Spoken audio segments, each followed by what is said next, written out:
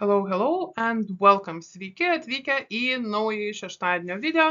Ir šį kartą mes kalbėsime apie keletą žodžių, kurie nuolat maišosi.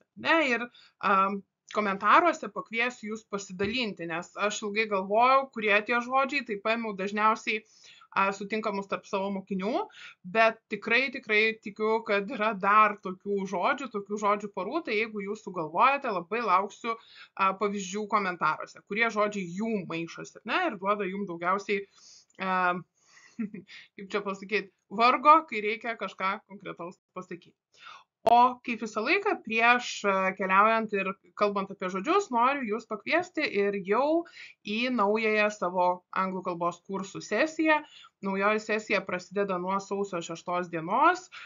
Daug labai nekalbėsiu, bet komentaruose ir video aprašyme jau galite rasti registracijos formą. Primenu, kad visiems naujokam galima pirmąją savaitę pasibandyti, pasižiūrėti, ar kursai jums tinka, kaip viskas vyksta, kokia yra eiga ir taip toliau. Taigi, kviečiu registruotis, kviečiu išbandyti. Mūsų naujos sesijos šūkis nauji metai, naujos pradžios. Tai jeigu norite naujos pradžios, naujų metų pradžios su anglų kalba, tai kaip tik kvietimas jums. Aprašymas viso kurso taip pat bus nuorodoje įkeltas po šio video, tai galėsite ir pasiskaityti. Jeigu turite kokių klausimų, labai drąsiai galite rašyti komentaruose, mielai atsakysiu.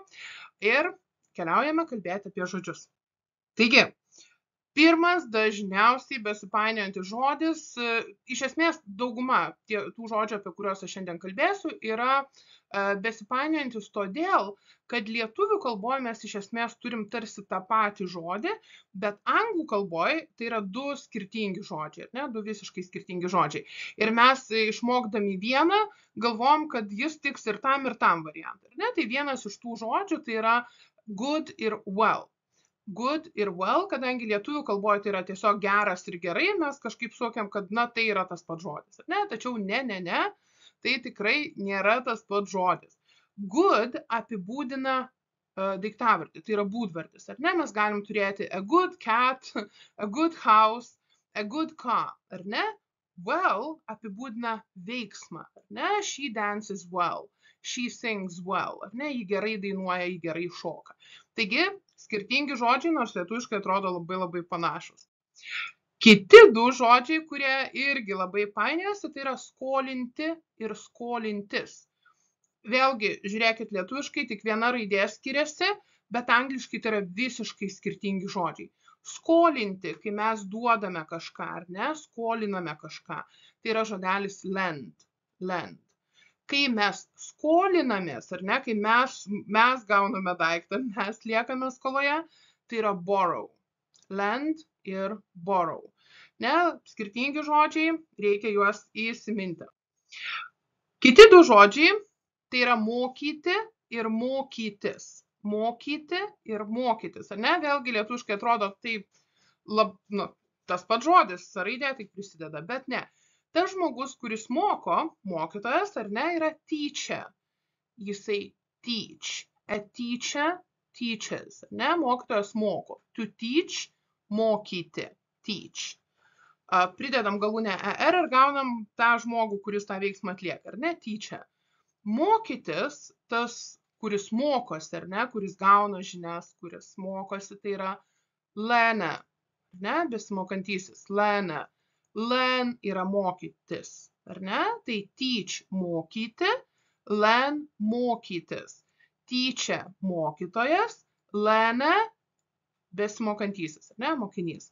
Nepainiokit šitų dviejų žodžių, žinau, kad kartais labai susipainioja, ypač jeigu mes galvojam, nežinom žodį, tarkim, arba teacher, arba learn, negaliu sakyti, kuris dažniau pasitaiko, bet būna taip, kad tiesiog žmogus tikriausiai pagal tai, kokį pirmą žodį išmoko, ar pirmą išmoko žodį teacher, ar pirmą išmoko žodį learn, tai tą labiau ir prastuminėja. Toliau, atnešti ir nunešti. Šie du žodžiai, šie du veiksmažodžiai, jie turi labai daug reikšmių.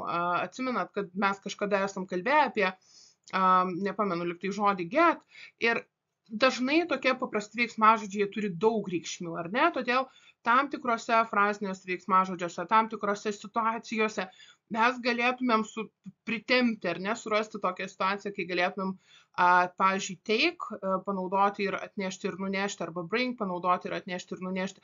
Ir todėl jie labai labai painiojasi, ar ne? Bet iš esmės yra bring, kažką paimti, ar ne, ir atnešti, take something somewhere, kažką kažkur nunešti. Jie labai painiojasi, bet atkreipkite dėmesį, gali būti įvairių situacijų, kai jie iš tikrųjų gali kaitaliotis tarp savęs. Žinios ir žinios. Ir čia mes turime du žodžius news ir knowledge. Šitoj vietoj kartais priklauso vėlgi, kaip žmogus nori tą žodį panaudoti. Tai ar pirmą ieško to ar to, tai kartais pasitaiko, kad labiau news, labiau kitiems pasitaiko labiau knowledge, kad praeina. Bet šitoj vietoje mes turim, ar ne, skirtingus angliškus žodžius, o lietuviškai tiek tas yra žinios. News yra žinios naujienos. Jeigu mes kalbame apie televiziją, ar ne, ir televizijos naujienos news, ar ne. Knowledge yra žinios, tai, ką mes kaupiame savy, informacija, ar ne, tai, ką mes sužinome, tai, ką mes išmokstame, tos žinios. Ir noriu atkreipdėmėsi, kad knowledge yra neskaičiuotinas daiktavardis, todėl lietuviškai mes sakome, ar ne, jis turi daug žinių, bet angliškai knowledge yra neskaičiuotinas daiktavardis, todėl s niekada neprisideda. Ok, kiti labai panašus vesti ir atvesti. Vėlgi, bring turi daug reikšmių, todėl viskas įmanoma, bet iš esmės vesti, kažkam vadovauti, kažką kažkur nuvesti, tai yra žodis lead.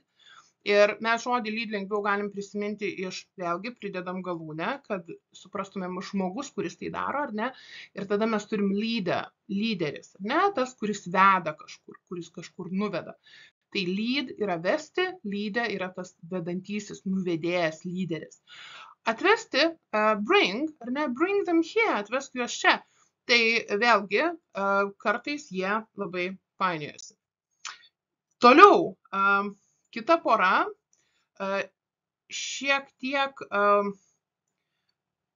irgi tarsi panašų žodžiai, tarsi turi kažką labai labai bendro, bet angliškai skirtingi ir reikia juos atskirti. Prisiminti ir priminti. Prisiminti ir priminti. Prisiminti yra remember, ar ne? I remember you, aš tave prisimenu. Priminti yra remind, remind.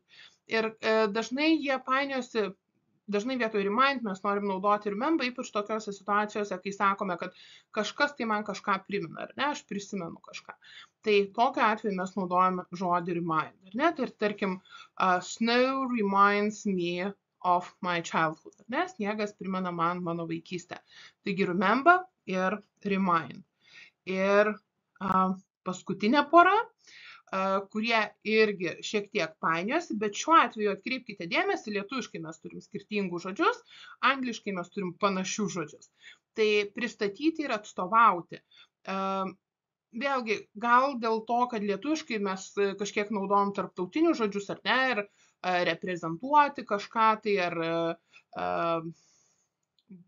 reprezentatoriumi būti, nežinau, ar tas žodis tiek naudojamas, bet iš esmės tai yra du skirtingi, ar ne, žodžiai. Pristatyti yra present.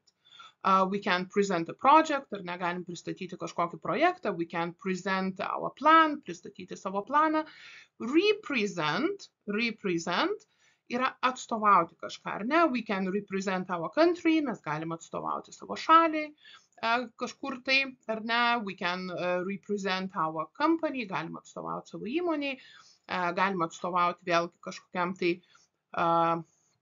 kažkokiai organizacijai ir panašiai, ne, tai nesupainiokite present ir represent. Taigi, tiek mano pavyzdžių, o dabar primenu, jeigu jūs žinote kažkokių tai žodžių, kurie jums maišosi, jums painiojasi, jums sunku atskirti. Ir jeigu aš jų dar nepaminėjau, jeigu iš tų, kuriuos paminėjau, tai parašykite, kurie jums labiausiai painiojasi. Jeigu yra kažkurių, kurių nepaminėjau, tai irgi labai labai būtų įdomu komentaruose pamatyti, kurie tai žodžiai.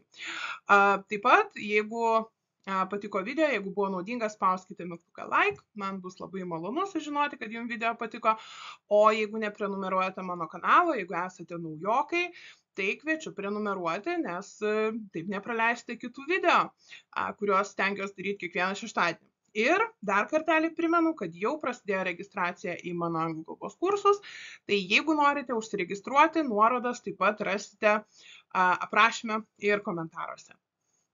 Tiek šiam kartui. Have a wonderful weekend. See you next time. Bye bye.